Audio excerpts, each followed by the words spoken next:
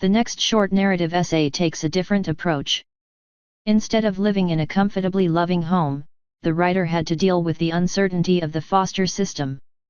Here's a short lesson on hope. The title is, A Teeny, Tiny Treasure Box. She took me by the hand and walked me into the lobby like a 5-year-old child. Didn't she know I was pushing 15? This was the third home Nancy was placing me in a span of 8 months. I guess she felt a little sorry for me. The bright fluorescent lights threatened to burn my skin as I walked towards a bouncy-looking lady with curly hair and a sweetly smiling man. They called themselves Allie and Alex. Cute, I thought. After they exchanged the usual reams of paperwork, it was off in their Chevy Suburban to get situated into another new home. This time, there were no other foster children and no other biological children. Anything could happen. Over the next few weeks, Allie, Alex, and I fell into quite a nice routine. She'd make pancakes for breakfast, or he'd fry up some sausage and eggs.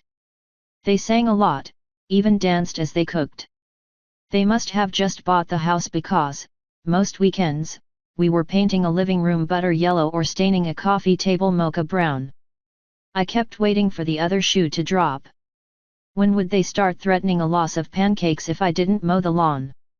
When would the sausage and eggs be replaced with unidentifiable slosh because he didn't feel like cooking in the morning? But, it never happened. They kept cooking, singing, and dancing like a couple of happy fools.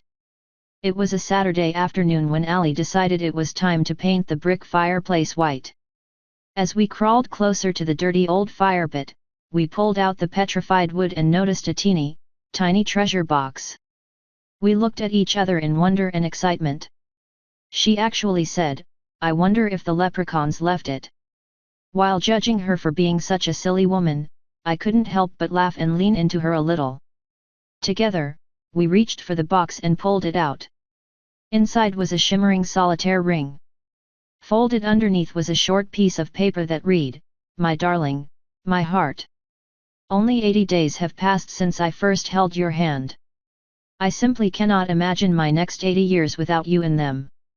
Will you take this ring, take my heart, and build a life with me? This tiny little solitaire is my offering to you. Will you be my bride?" As I stared up at Allie, she asked me a question. "Do you know what today is?" I shook my head. "It's May 20th. That's 80 days since Nancy passed your hand into mine and we took you home. It turns out, love comes in all shapes and sizes, even a teeny, tiny treasure box from a wonderfully silly lady who believes in leprechauns.